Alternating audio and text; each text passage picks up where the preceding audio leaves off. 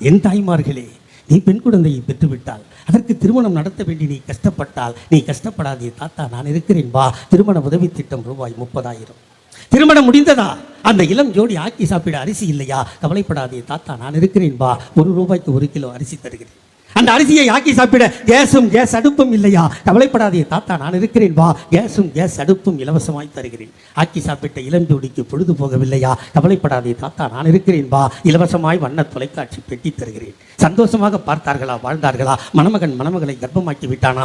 7 மாதம் ஆகி போனதா? அவளுக்கு சத்தான உணவு வாங்கி கொடுக்க கணவனிடம் காசு இல்லையா? கவலைப்படாதே தாத்தா, நான் இருக்கிறேன் வா. மாதம் ₹1000, 3 மாதம் 3000 தருகிறேன். சத்தாக சாப்பிட்டு பிள்ளையை பெத்து போடு. பெத்து போட்ட பிள்ளைக்கு பால் சுரக்கவில்லையா? அவளுக்கு சத்தான உணவு கிடைக்கவில்லையா? கவலைப்படாதே தாத்தா, நான் இருக்கிறேன் வா. மீண்டும் 3 மாதம் 3000 தருகிறேன். சத்தாக சாப்பிட்டு முத்தாக காப்பாற்று. காப்பாற்றிய பிள்ளை பள்ளிக்கு போக வேண்டுமா? உன்னிடம் காசு இல்லையா? கவலைப்படாதே தாத்தா, நான் இருக்கிறேன் வா. School fees free, uniform free, புத்தகம் ஃப்ரீ, புத்தகம் போடுகின்ற பையும் ஃப்ரீ, அவன் பஸ்ஸிலே போவதற்கு பஸ் பாஸும் ஃப்ரீ. அவன் சவலையாக இருக்கிறானா? அவனுக்கு சத்தான உணவு இல்லையா? கவலைப்படாதே தாத்தா, நான் இருக்கிறேன் வா. சத்துணவில் வாரம் 5 முட்டை தருகிறேன். அவன் முட்டை சாப்பிட மாட்டானா? அவனுக்கு வாழைப்பழம் தருகிறேன். அவன் படித்தானா? 10ஆம் வகுப்பு போனானா? அவன் சைக்கிள் ஓட்டுவானா? அவனுக்கு சைக்கிள் வாங்கி கொடுக்க உன்னிடம் காசு இல்லையா? கவலைப்படாதே தாத்தா, நான் இருக்கிறேன் வா. இலவசமாய் சைக்கிள் தருகிறேன். +1 +2 படித்தானா? அவன் கல்லூரிக்கு போக வேண்டுமா? உன்னிடம் காசு இல்லையா?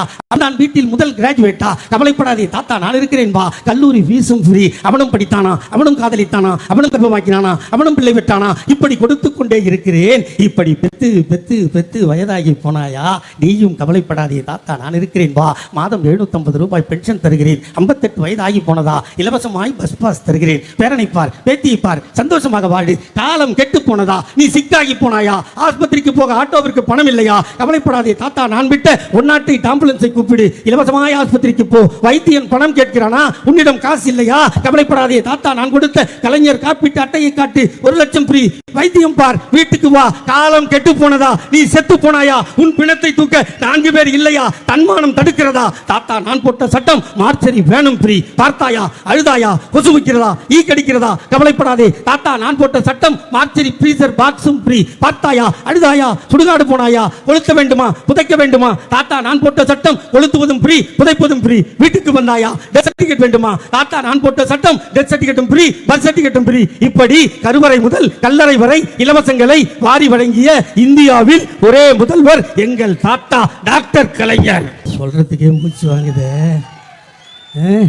என் தாத்தா எவ்வளவு கஷ்டப்பட்டு செஞ்சிருப்பான்டா.